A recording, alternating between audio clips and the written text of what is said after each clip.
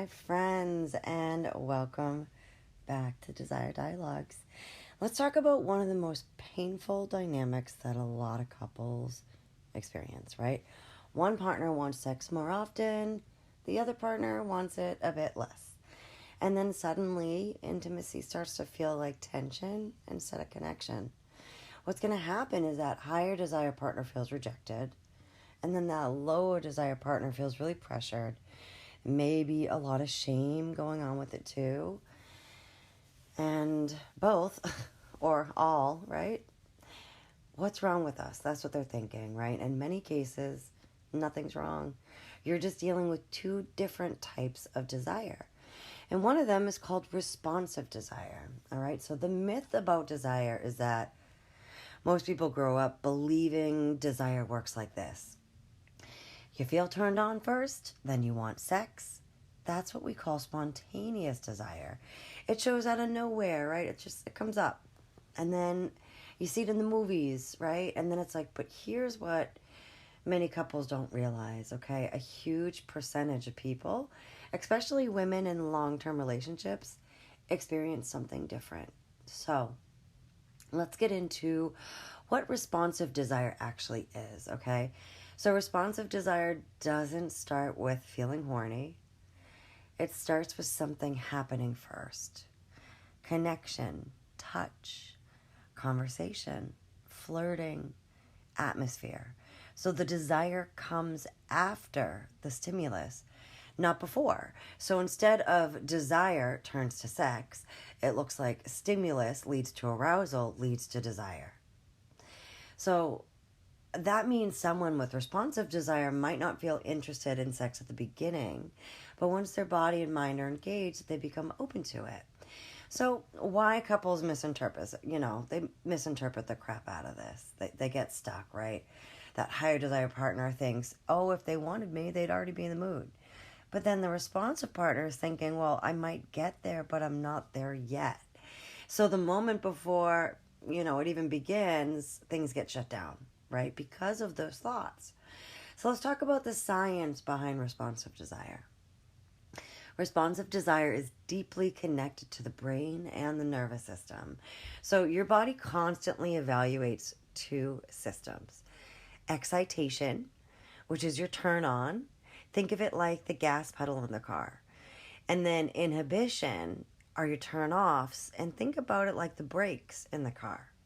So stress, pressure, fatigue, you get emotional tension. If those are all high, the brakes are on, right? The brakes are down. And then when the brakes are on and they're ignited, right? The car's not going to move. So desire doesn't ignite easily. So that's why responsive desire often needs the right context to wake up. So let's talk about the types of stimuli that activate desire. So this is where things get real interesting. So different people respond to different kind of stimulation, right? So some people need mental, some need emotional, some respond to physical touch, like non-sexual physical touch, and others respond to playful or intellectual stimulation, right? So let's break these down a little bit more, right? So the first one I said was mental stimuli. So think anticipation, fantasy, playful teasing, flirting, maybe reading some erotica, right? Emotional stimuli. This is where you're feeling safe, appreciated, connected because you're heard and you're seen, right? And then physical stimuli can be massage, a slow buildup, a really long hug, a kiss, hand holding, right? Touch.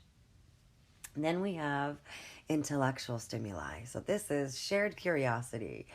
You're feeling really mentally engaged.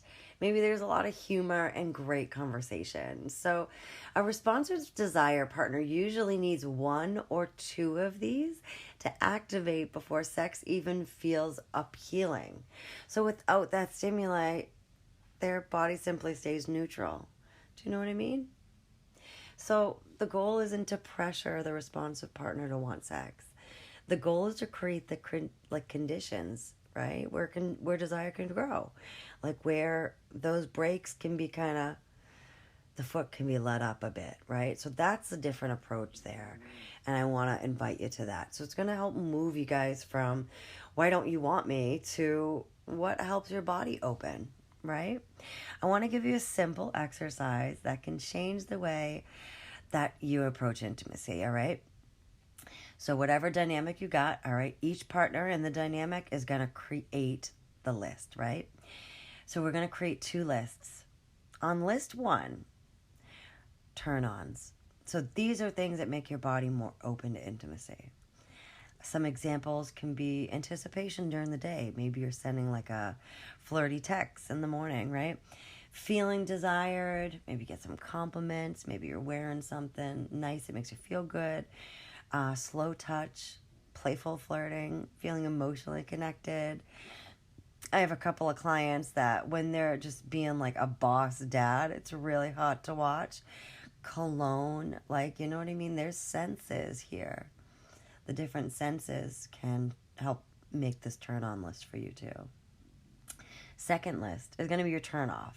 All right. So the turn offs, are things that are going to make desire a bit harder, right? So these are things that are pushing down on the brakes.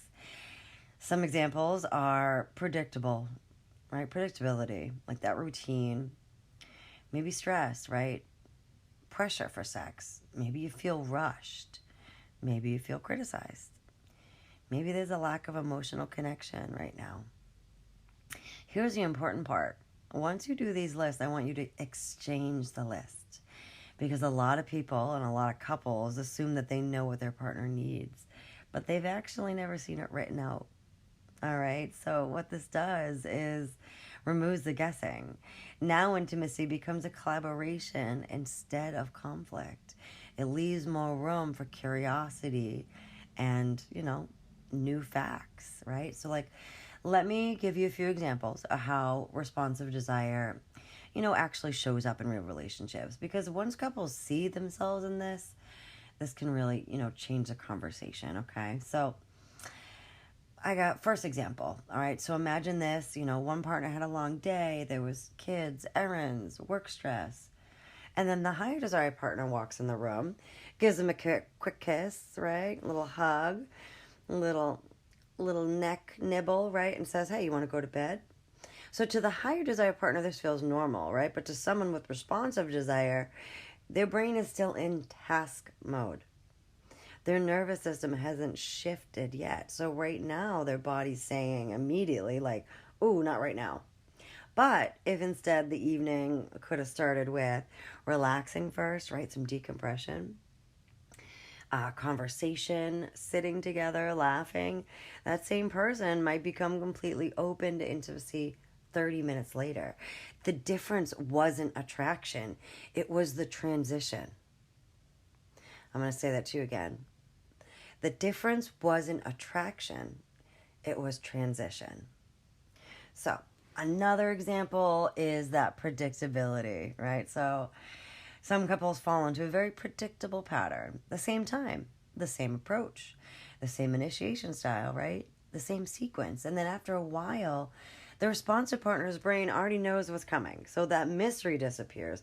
Anticipation disappears. And without novelty, the brain's arousal system doesn't activate as strongly. So those brakes the gas pedal isn't gonna rev up. It's like, So that partner might just thinking, they may think, okay, well, I just don't want sex anymore. But I notice a lot with my clients and myself, that when the environment changes, maybe it's unexpected affection, playful flirting during the day, maybe a date night, maybe you're trying something new together outside of the bedroom. We find out that the issue wasn't libido. We find out that it was stimulation and novelty. Another example that I see a lot is like the emotional gatekeeper, okay? So like some people need emotional connection before desire even becomes possible, right? If they felt unseen, criticized, or disconnected during the day, their body just may close the door, right? But if they feel appreciated, supported, safe emotionally, something can shift there. They relax, they soften, and suddenly their body can become open again. So For these partners, emotional connection isn't separate from desire. It's actually the gateway to it. All right. You're usually going to have opposites attract. All right. You're going to find people that are feeling the most connected when they have sex. Okay. And then you're going to find people who feel the most connected when they have an emotional connection. And that actually needs to come first before they can be open to sex, right? So the one who feels connected during sex, well, it's on you, and it wouldn't be fair to jump right over their emotional connection need, right? That way you don't, do any damage or anything like that. No one's feeling used. So if you're listening to this and you're thinking, oh, wow, that's exactly what happened in our relationship, you're not alone. You're likely just dealing with different desire styles. And then, once people understand that difference, I hope the tension can drop for you, That's exactly why the turn on and turn off exercise can be really powerful. So I really hope you try it, right? So instead of guessing what your partner actually needs, you get to see it, all right? So responsive desire doesn't mean intimacy, doesn't mean that like intimacy is off the table. It doesn't mean that someone doesn't want it, that doesn't want you. It just means their body needs a different type of invitation before it says yes. So if your partner experiences the responsive desire, the question is, why don't they want sex with me? The question can become, what helps their body respond, right? So if you try this exercise with your partner, I'd love to hear what you discover and experience. And if you're someone who feels like your desires changed or disappeared over time, there's usually more happening beneath the surface. And when we understand, our bodies, our rhythms, our desire styles, it makes an enormous difference. Really important to understand your sensual archetype as well, because that is different ways to initiate the sensual side of you, right? So desire isn't always something you wait for, okay? Sometimes it's just something that grows once the right conditions are there. If this episode was helpful at all, give it a like, rate. I would really appreciate it. It helps me continue to do this free podcast and bring you tools and education and topics to your ears to just help. And I really appreciate you listening. My friends, share this with anybody who may need it. All my links are in the show notes. Reach out if you think the Pleasure Collective membership would be for you. This is a 13-month programship where you build your personal user pleasure manual. You get your initiation style, your erotic blueprint, your sensual archetype, your love language, and so much more, your attachment style. Literally like your user manual with the words to share exactly what you need so you are fulfilled, so you are authentic, so you do understand and you have clarity over who you are and what turns you on, turns you off, what excites you. It just really gives you a lot of insight. It's a sexual revolution. All right, so my friends, I cannot wait to talk to you next time. Be well.